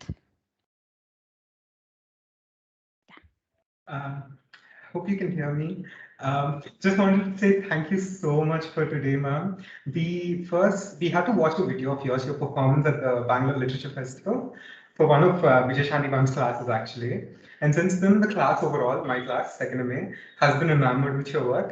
And I think we still can't wrap our head around the fact that we just got to watch you talk and perform for us. Like you should look at our class WhatsApp group. It was blowing up. So really, all I can say is thank you so much, ma'am. This was such a beautiful, beautiful session. That is the only word I have to describe it. Thank you so much. I'm glad. I'm so glad I could do it. Hopefully, I'll see you guys live soon. Like, We are looking forward to yeah, that. yeah, please come. We'll camp out and we'll make music for the night. That's how we should actually bring every session to a closure, actually. But online, it makes it so hard to get everyone syncing. Like even a microsecond will bother someone and throw them off. So we should do this someday soon. Thank you so Okay. much. Bye, guys. It was lovely. See you soon. Bye. Thank you.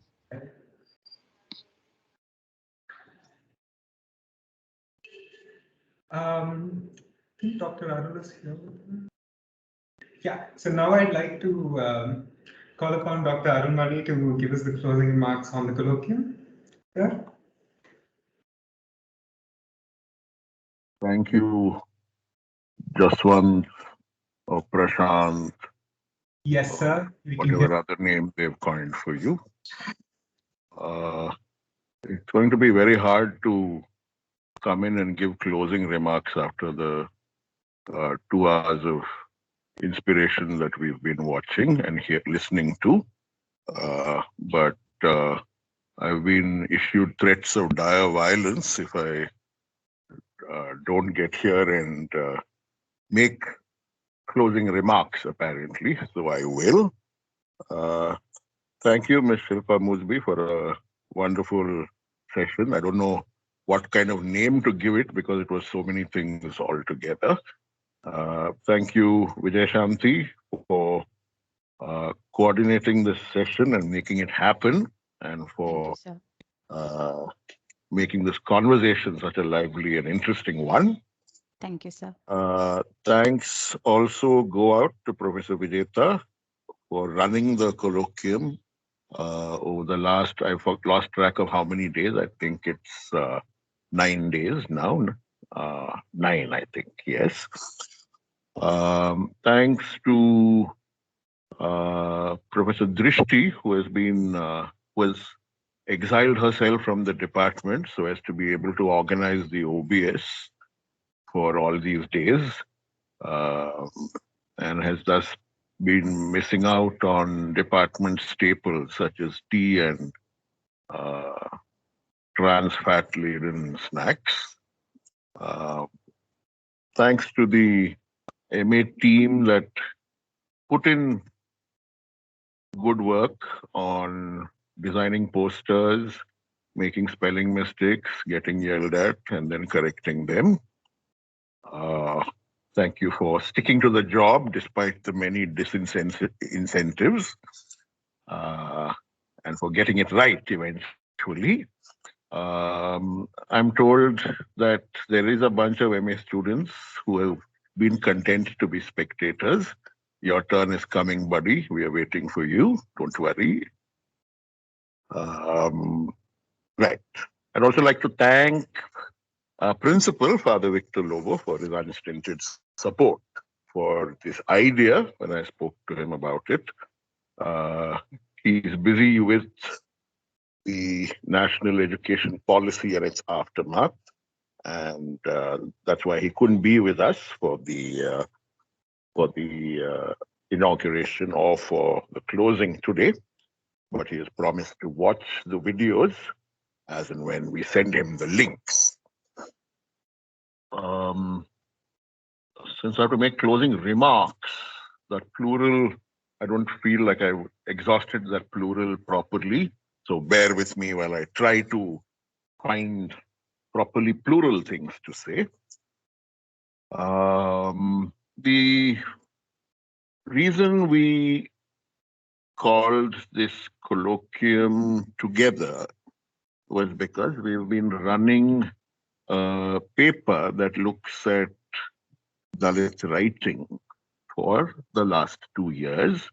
We've been getting students to reflect upon their experiences of caste, irrespective of what their location is, because we believe that caste is ultimately a local phenomenon expressed in terms that are specific to region, specific to town and village, and must be understood in those terms, even as we aim for a larger understanding of caste. One of the big anomalies has been that we have a large-scale understanding of caste without bothering to also come down to the local and see the specific ways in which it might operate or change or produce unheard of tyrannies.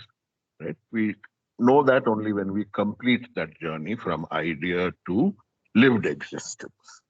And so we thought that the course would benefit and that students who are thinking about these issues would benefit if we brought together a bunch of practitioners from different fields. So that's how the colloquium idea originated. We felt that it would be good to talk to writers in terms of their practice, but move beyond writing to look at various other kinds of practice. When we started putting it down, the only person we had spoken to, persons we had spoken to, were Sujata Gidla and John Bhupalan. Both of them confirmed immediately. And we were looking at doing maybe a 2 or 3 day colloquium. Right? But then we had a meeting, Professor Vijayta, Professor Vijay Shanti and I, and I think we all had drunk enough tea, because in about 15 minutes, we suddenly had a very long list of names. So the moral of the story is everybody should drink tea at available opportunities. And that is how this colloquium finally came together. I'd like to commend Professors Vijayta and Vijay Shanti for the energy and the passion that they put into following up, talking to people, and putting this completely amazing schedule together.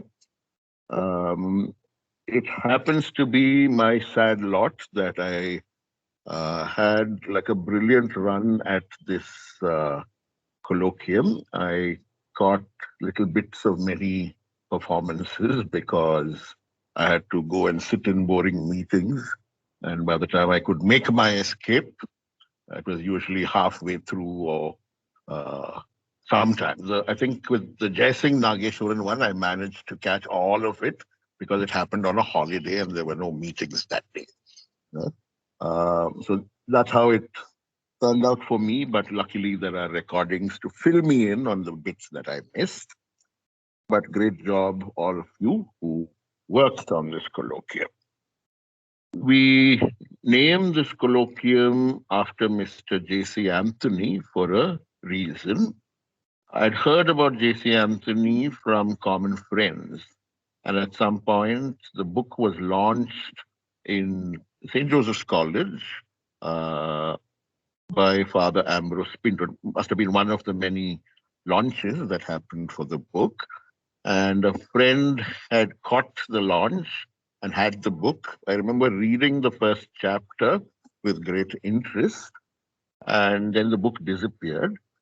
I finally got to read the book nearly 7 or 8 years after that, in 2020, just before the pandemic, when J.C. Anthony himself consented to come to our literature festival, Meta, and speak to us students.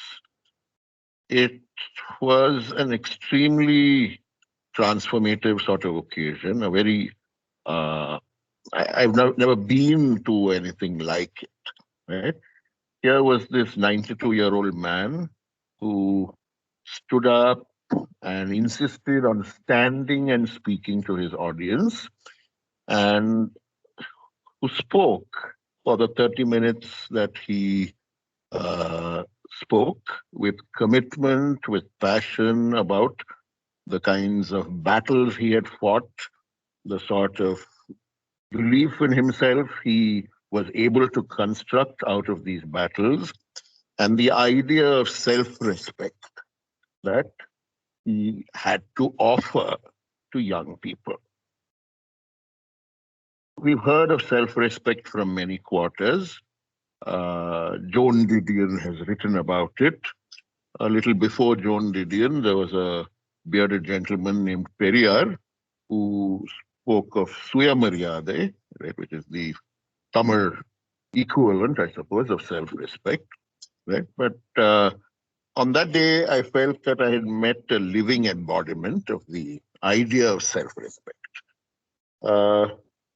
The room was full that day, and everyone who listened to him was so moved by the simplicity and the strength and the power of the words that he spoke to us, right? And one of the things he said that day remains with me. He said, institutions like St. Joseph's must take the step of studying caste, because caste is not studied, is not given the scrutiny, the careful scrutiny that it deserves.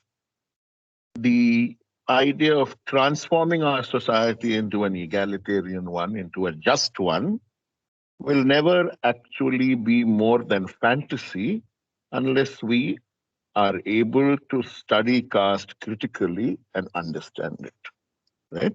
It's in tribute to his spirit and to this insight that he shared with us that day that we call this colloquium the J.C. Anthony Colloquium.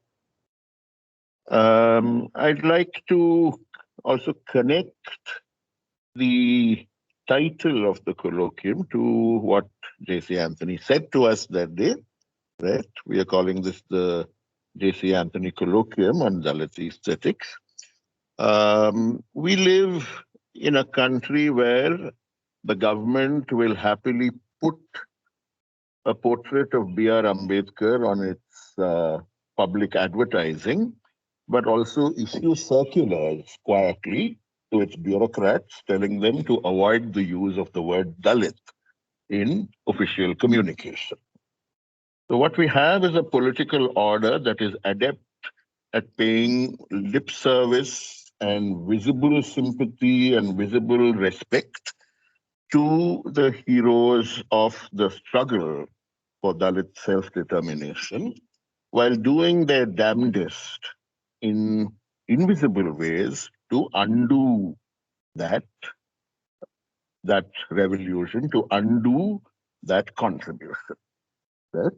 So to use the word Dalit, right, is itself going to become in official circles, in institutional circles, an event, a compromised event, because the powers that be would like to send into exile the lens that it promises, the understanding that engaging with Dalit identities and making sense of caste can bring to our polity.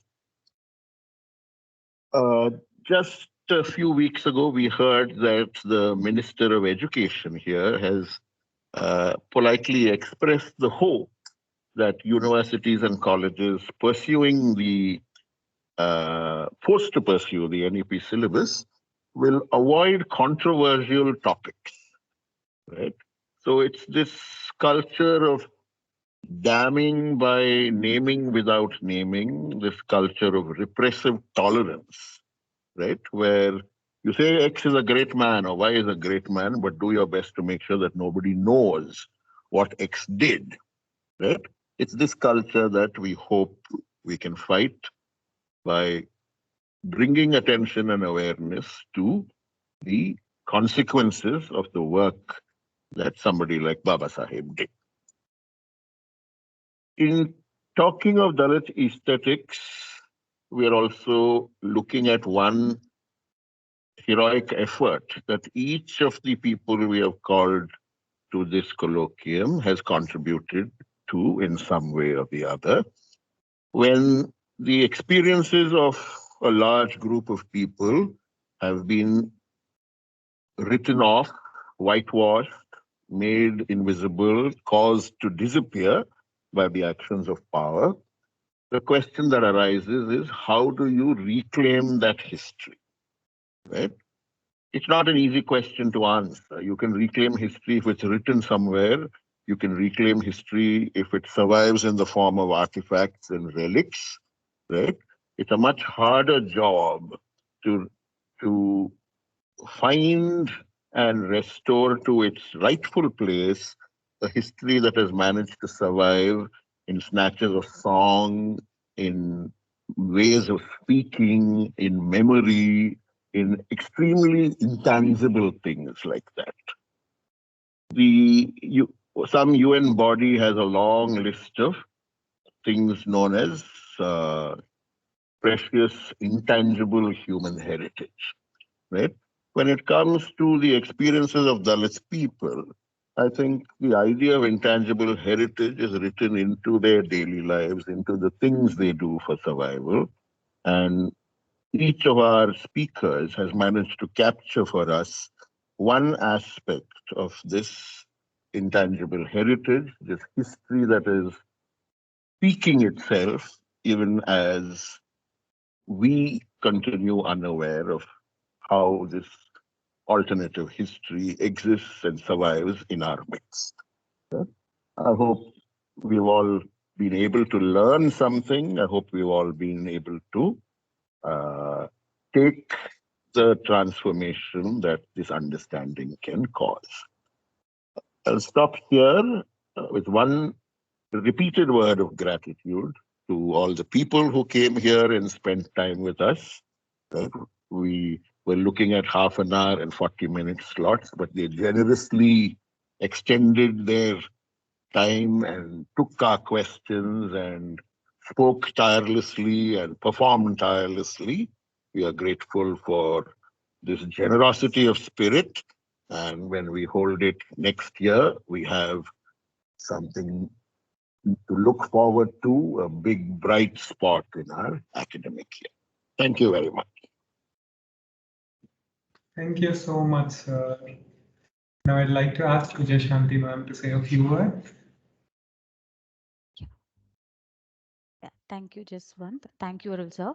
Um, I don't know anything after 9 days of stories and songs and their selves. Words may not probably convey what I want to, but there were certain moments that I felt were really introspective in some form, and it has been a great learning. I would like to share what I think I have learned in the past few days. One, I think when I started reading a lot more about Dalit writings in terms of literature that is in the written form is much, much later in my life. But stories came from father. That's been the starting point for me, right? Of course, Anthony Sir's book, he signed a copy to me and I asked him to, write my name. He said, okay. And he wrote to Adi Vijay Shanti, right? That book, I think, is going to remain special for another reason because whenever I used to make the entry of my caste in applications, father used to say that beside SC, I have to put AD also. And I used to just put it. First few years, I didn't know. I didn't ask him what it meant. Later, he said, "What does AD stand for?" And then he would say, "This stands for Adi Dravidar." And then he would say, "See, in Karnataka, there are Adi Karnataka people, and we come from so and so place. So you have to put this. It's very important." So I think he said that, but I couldn't comprehend and I couldn't understand much about it. Right. From there to that journey has continued and learning has continued. The past 9 days has been much more of learning in terms of understanding what does beauty mean. What does art mean to Dalit people? Because I think the everyday is filled with art. Our houses are filled with art, which was not told to us. I still remember those days when grandmother used to sing song. I think today when Shilpa was saying that, or when Saraswati ma'am was, sharing these songs and stories. Okay, there has been art all the time in our lives, right? One of the grandfathers, I mean it's a far relative. He was the last person to play parai in my family. I was hoping that I could talk to him, and pandemic happened. I couldn't take up that I wouldn't say project. I really wanted to know what they basically do in their everyday. How do they play it? He passed away like 2 to 3 months ago, and I couldn't talk to him, so I don't really know what was his life like. And the last member to play parai in family, right? Again, father didn't talk about it because you are brought up in an urban setting, and something that comes up constantly is that you relate caste to a different discourse, and that's the discourse that is provided to me. And when these people were talking, okay, it's not just the um, oppression that you've seen, but there has been joy, there's been rituals, there's been food that we've enjoyed, there's been visual art form in each of our lives, because the way father dressed or the way mother carried herself, all of these are aesthetics that has been there around me. I think this colloquium is in some way has made me okay relook at these moments that you've tried to keep it aside, or you're looking at it, look at it closely, right? Of course, Jai Singh sir's photography, I keep telling this, I just click it because it's something that makes me click. And when he said you have a story to say, and then you go back, you understand that mother's story is deeply rooted in the working class. Of course, her mother has been working in KR market as a vegetable vendor for many, many years. And as a child, I've traveled there. I think these are the visuals that I have built in my mind, though there is no camera in your hand. And when you get a camera, what do you do with it? These are the stories that's inside you that comes out, right? And of course, Gidla, who in her introduction itself says these are the stories that are not heard, and these are the stories that you have to say and you have to look at, and you want to go back to the roots. I think that was a starting point when I told my mom, like, can you take me to our village? Can you tell me where my grandmom came from? And once she was oiling my hair, and I was just, I realized that they're not talking about it. And then you ask, okay, where did grandmother come from? Which village? She starts telling about how she used to, grandmother used to rear pigs, and she moved to this place, and she stopped doing all of that work, right? In bits and pieces is how you are getting these histories. And people who have to tell that, what if they leave us, right? That fear is also there. And what is reclaiming? How do you reclaim? Why do you reclaim?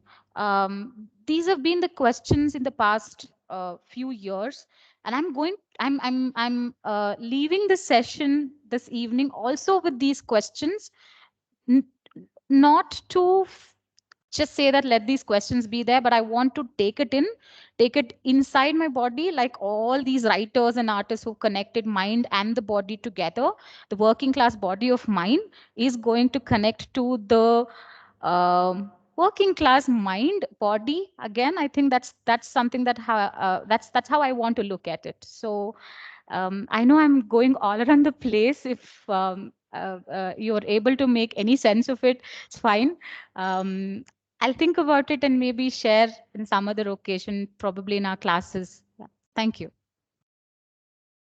Thank you so much to the department for coming up with this. And also this paper did not just remain in classrooms. Thanks so much to the students. I think this bunch has engaged with the paper even more deeper. I think you have started questioning a lot in the first few weeks itself. I think that's something that's evident. I'm sure we are going to have really interesting conversations in class as well. Thank you. Thank you so much, Mao. And you were not going all over the place, don't worry. Thank you once again. Now I'd like to ask Vijeta ma'am to say a few words. Vijeta ma'am. Hi, can you hear me? Yes, ma'am. Okay. Uh, so I'm very moved by the session today and by what Professors Adulmani and Vijay have said so far. I don't have much to say at all, except that I'm really happy that we were able to put this together and that we were able to get 9 speakers together. I don't know how it was possible to have done this without the team MA, without the Department of English, without the hundreds of volunteers who came in and went time and again. So I want to just say 2 things. One of which is that in December 2017, I attended a conference in Pune organized by the All India Dalit Mahila Adhikar Manch. It was the first time I was seeing so many Dalit people together. I had never seen so many Dalit women together before. Whether it was on stage or just in the conference, there were just so many Dalit women. And it felt like I was living in the wrong place up until then because I didn't feel like how I would normally feel at conferences, which is like an outsider correcting how you're sitting, how you're standing, what you're wearing, what you're eating 1,000 times. It felt like there's a sense of immediate at homeness with them. Even when there were women from Andhra, from Tamil Nadu, Kerala, Jharkhand, Haryana, and they were all speaking in God knows how many languages. There was that sense of I know what you're talking about. I and when I left the conference and went back, it felt like I wanted to recreate what I felt there in many ways. Since then, I wondered what it means for Dalit people and Avarna people to work in Savarna worlds. Uh, with the kind of hostility they receive, with the kind of silence they receive, with the kind of microaggression or super aggression or macroaggression they receive, how do they keep on working? This is something that I've often thought about. What the colloquium taught me was that uh, I've something that James Baldwin used to say was that it's difficult to write if you have to keep looking back to see who is attacking you. How do you produce art in a world that is very against you, that doesn't want you here in the first place? This is something that I've thought of quite often. And to think that the 9 people we heard over the past couple of days were all people who not only survived, but figured out a way of producing art in a world that doesn't want them because they were able to find people who did want them. And it was so nice that we were here to listen to them one after the other.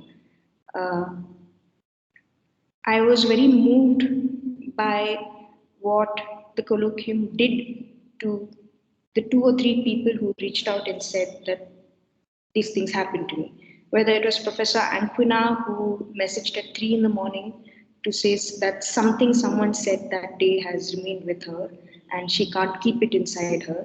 So after every session, she would call me on WhatsApp and talk to me for half an hour about what's happening in her body as she listened to the speakers. And I would just shut up and listen to her. Or whether it was Abhirami who in class today talked about how afraid she is to talk about the stories, but she's now slowly finding the strength and the words to build a world of art for herself. I think about the worlds of being very afraid and the worlds of doing something. And I think about how, despite the rehearsed, studious Savarna silence, Dalit excellence will keep shining. And this is just something that I want to keep doing more and more and more of. I think that what Baba Saheb did when he was writing the Hindu Code Bill, which is that when he was writing the Hindu Code Bill amidst a time when people were literally waiting to throw rocks at him. And it just amazes me that he was able to go to work every day and still do what he had to do. Uh, and for me, the world of work and the world of aesthetics has just merged into one because I've never thought that the kind of work I get to do is very work. It's always play.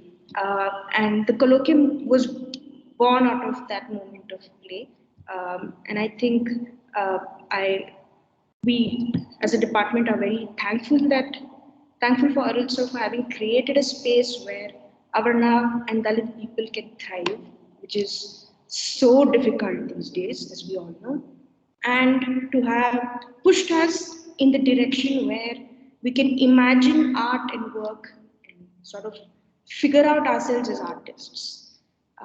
That's been another thing that I'm very grateful for.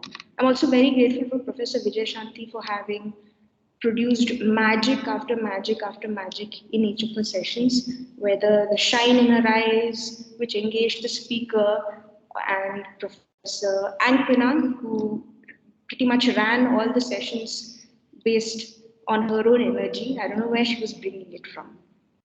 I'm also very thankful to the MA team, which has proved to us that doing this paper is not useless. I was convinced last year that we can't do this paper at all because there is hostility, there is aggression. I don't know if the point is coming across. People are becoming more rigid after doing this paper. So I don't know if there's a point. But you guys have single-handedly proved that this paper is a wonderful idea and that we should continue doing this. So thank you to Team MA. Thank you to Professor Drishti for the department is the one place where she wants to live and die in.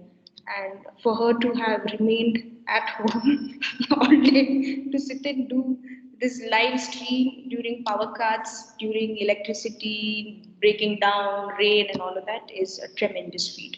Anyone who knows her can understand why what she's doing is a huge sacrifice. She hasn't come to the department in over a week. So, Drishti, please come from tomorrow.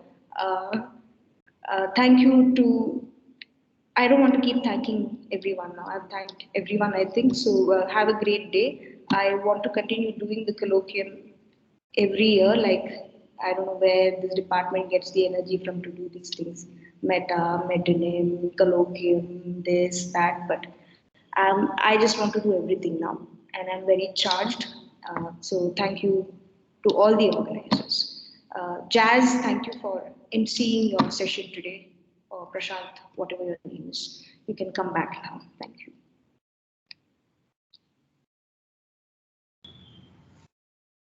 Thank you so much, Ma. Thank you everyone for tuning in every day over the last 9 days and for making this as successful as it has been. It was honestly an honor to work on this colloquium from the entire MA team. Really, there's no other way I can put it. There is a form up on the chat box. Please do fill it in if you before you leave, so you get an idea of how many people are here and all. Thank you so much once again. I hope you all have a wonderful evening, and until the next event, goodbye.